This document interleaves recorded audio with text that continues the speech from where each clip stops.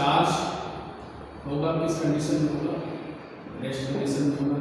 Means कोई भी property दिखाएगा, कोई भी फोर्स लगाएगा, सारे के सारे कंडीशन में चार्ज किसमें होगा, रेस्ट कंडीशन में होगा। ठीक है, अब हम लोग नेक्स्ट टॉपिक इसी टॉपिक पढ़ने चल रहे हैं, कॉज ऑफ चार्ज।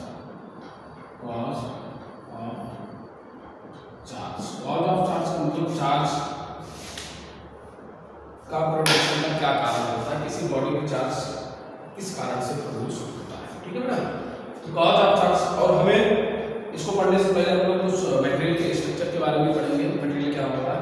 तो बेटा हम लोगों ने 9th में भी पढ़ रखा है, 11th में भी, उसके क्लास 11th में भी पढ़ रखा है। क्या पढ़ रखा है कि कोई भी मटेरियल बेटा किससे मिलकर बना होता है, एटम से मिलकर बना होता है। किससे मिलकर बना होता है बेटा, एटम। और एटम किससे मिलकर बना होता है, एलिमेंट्री पार्टिकल से। किससे मिलकर बना होता है बेटा, एलिमेंट्री पार्टिकल, एलिमेंट्री पार्टिकल से मिलकर, आपका पार्टिकल से मिलकर क्या बना होता है, एटम बना होता है। और एलिमेंट्री पार्टिकल क्या होते हैं बेटा, इलेक्ट्रॉन, प्रोटॉन एंड न्यूट्रॉन। क्या होते हैं बेटा, इलेक्ट्रॉन, प्रोटॉन और न्यूट्रॉन। तो एलिमेंट्री पार्टिकल से आपका एटम बना होता है, और एटम से क्या बनता है, किसी मटेरियल का निर्माण होता है। कोई भी मटेरियल पूरा किससे मिलकर बना होता है, एटम किससे मिलकर बना होता है, एलिमेंट्री पार्टिकल से। अच्छा, एटम का प्रॉपर्टी क्या होता है, एटम के पास अपना क्या होता है, न्यूक्लियस होता है, और न्यूक्लियस के चारों ओर एक फिक्स्ड ऑर्बिट में रिवॉल्व करते हुए क्या होता है बेटा, इलेक्ट्रॉन क्या करते रहते हैं, रिवॉल्व करते रहते हैं। मीन्स न्यूक्लियस होगा, न्यूक्लियस के पास क्या होता है, प्रोटॉन और न्यूट्रॉन। क्या होता है बेटा, प्रोटॉन और न्यूट्रॉन। तो आफ्टर स्टडी ये देखा गया बेटा, आफ्टर स्टडी ये देखा गया इलेक्ट्रॉन पे कैसा चार्ज होता है, नेगेटिव चार्ज होता है, और प्रोटॉन पे कैसा चार्ज होता है, पॉजिटिव चार्ज होता है। आफ्टर स्टडी तो बेटा न्यूक्लियस होता है, न्यूक्लियस के चारों ऑर्बिट होते हैं, और ऑर्बिट में घूमते हुए क्या होते हैं बेटा, इलेक्ट्रॉन होते हैं। तो ये किसका स्ट्रक्चर है, एटम का स्ट्रक्चर है। तो जो अच्छा बताओ बेटा, मान लो ये न्यूक्लियस है, आपको अभी भी मैंने बताया था, जो डिफरेंट चार्ज होगा, डिफरेंट चार्ज में हमेशा क्या आएगा, फोर्स ऑफ अट्रैक्शन मींस अपनी तरफ को खींचेगा। तो ये आपका न्यूक्लियस है, और यहाँ पे क्या होते हैं, इलेक्ट्रॉन्स होते हैं, रिवॉल्व करते रहते हैं। तो अपोजिट चार्ज हो गया ना, अपोजिट चार्ज हमेशा क्या करेंगे, फोर्स ऑफ रिपल्शन करेंगे, मींस फोर्स से अपनी तरफ खींचेंगे।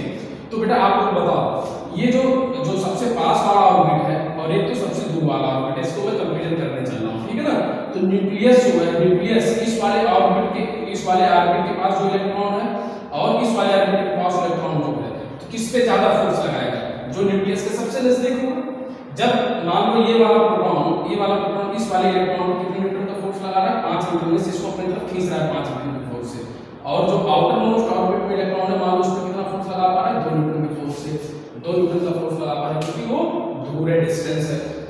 तो इस पे ज्यादा फोर्स लगा रहा है, जो उसके पास वाला ऑर्बिट है, जो उससे दूर वाला ऑर्बिट है, उस पे क्या लगा रहा है, न्यूक्लियस कम फोर्स लगा रहा है। तो मान लो किसी तरीके से इसको इलेक्ट्रॉन को बाहर करना चाहे, इलेक्ट्रॉन को इस ऑर्बिट से बाहर करना चाहे, तो सबसे पहले कौन सा इलेक्ट्रॉन निकलेगा, इस वाले ऑर्बिट का इलेक्ट्रॉन निकलेगा कि इस वाले ऑर्बिट का इलेक्ट्रॉन निकलेगा, किस वाले का निकलेगा, जिसमें फोर्स कम होगा।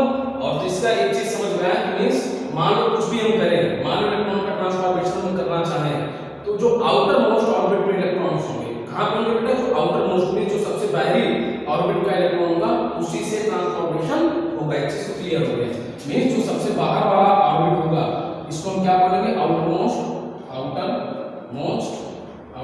ऑर्बिट। तो आउटर मोस्ट ऑर्बिट से ही क्या होगी, इलेक्ट्रॉन का ट्रांसफॉर्मेशन होगा। समझ में आ गया बेटा, एक चीज समझ में आ गया।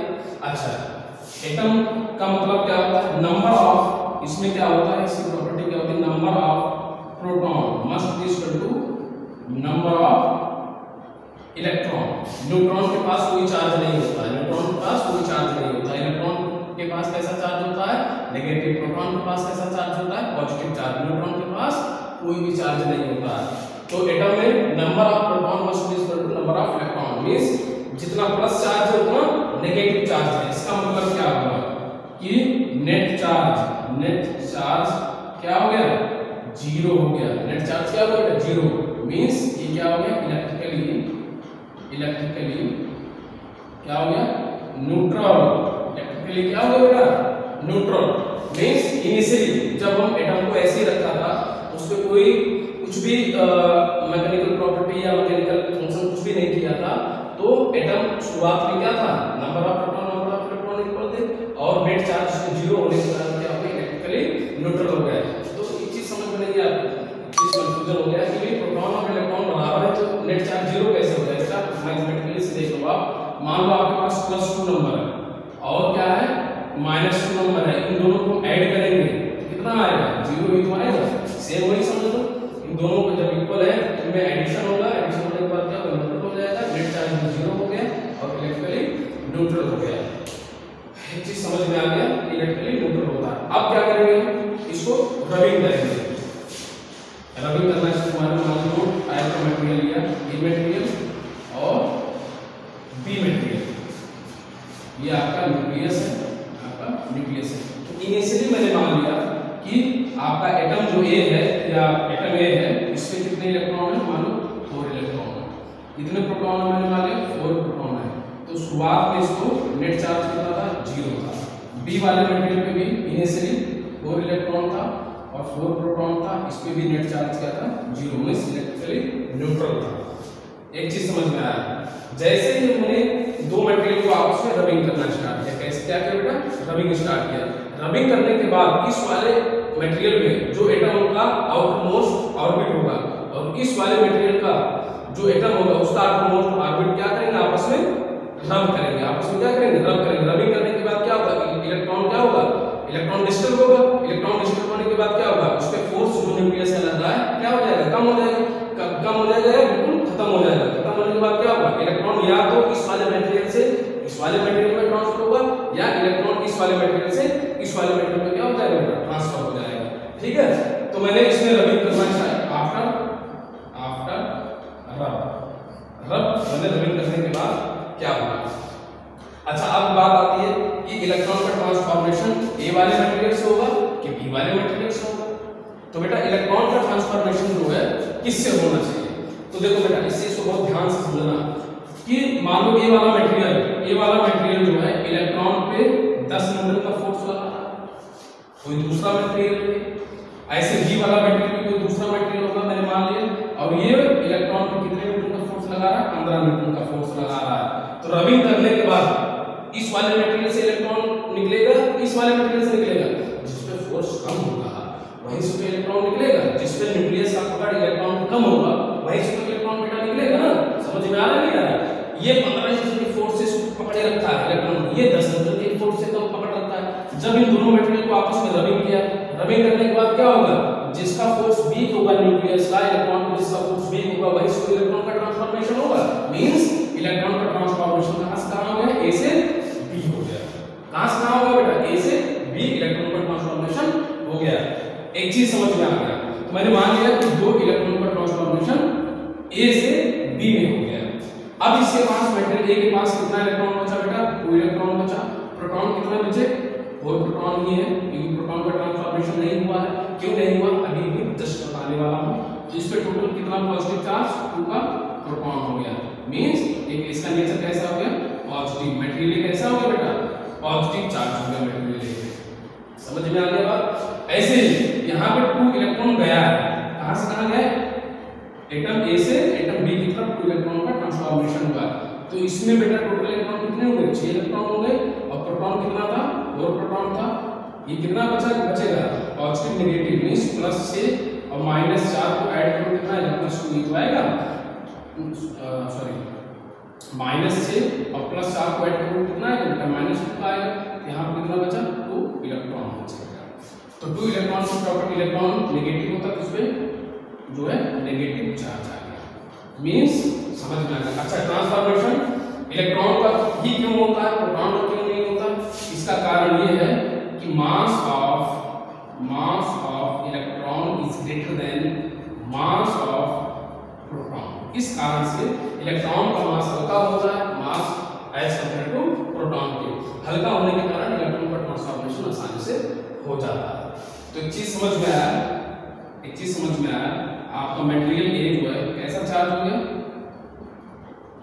पॉजिटिव चार्ज मटेरियल हो गया, और मटेरियल बी जो है इस पे कैसा चार्ज आ गया, नेगेटिव चार्ज आ गया। ठीक है, समझ में आ गया। तो यहाँ से एक कंडीशन और बन जाती है कि जहां से इलेक्ट्रॉन का जिस एटम से या जिस मटेरियल से इलेक्ट्रॉन का ट्रांसफॉर्मेशन होगा उस पे कैसा चार्ज आएगा, कैसा चार्ज आएगा बेटा, पॉजिटिव चार्ज आएगा। अब जहां पे इलेक्ट्रॉन जाएगा, जिस एटम पे या जिस मटेरियल पे इलेक्ट्रॉन जाएगा उस पे कैसा चार्ज आएगा, नेगेटिव चार्ज आएगा। समझ में आ गया। ये जहां से इलेक्ट्रॉन जिस एटम से इलेक्ट्रॉन जाएगा, ट्रांसफॉर्मेशन होगा, वहां पे कैसा चार्ज आएगा, उस एटम पे पॉजिटिव चार्ज आएगा। और जिस एटम पे जाएगा इलेक्ट्रॉन वहां पे कैसा चार्ज आएगा, नेगेटिव चार्ज आएगा। समझ में आ गया, क्लियर हो गया। तो कॉज ऑफ चार्ज का प्रोडक्शन का क्या कारण है, तो due to cause of charge किस कारण से चार्ज का प्रोडक्शन होता है किसी मेटेरियल में, due to transformation of electron, due to transfer of electron. तो इलेक्ट्रॉन के ट्रांसफर के कारण क्या होता है, चार्ज का प्रोडक्शन होता है किसी भी मटेरियल में। बात समझ में आ गई। इलेक्ट्रॉन ही क्यों ट्रांसफर करता है, क्योंकि मास of electron is less than mass of proton. Mass of electron is less than mass of proton. Mass of electron जो है क्या होता है, कम होता है इस कंपेयर टू प्रोटॉन के। इस कारण से क्या होता है, इलेक्ट्रॉन का ट्रांसफॉर्मेशन आसानी से हो जाता है।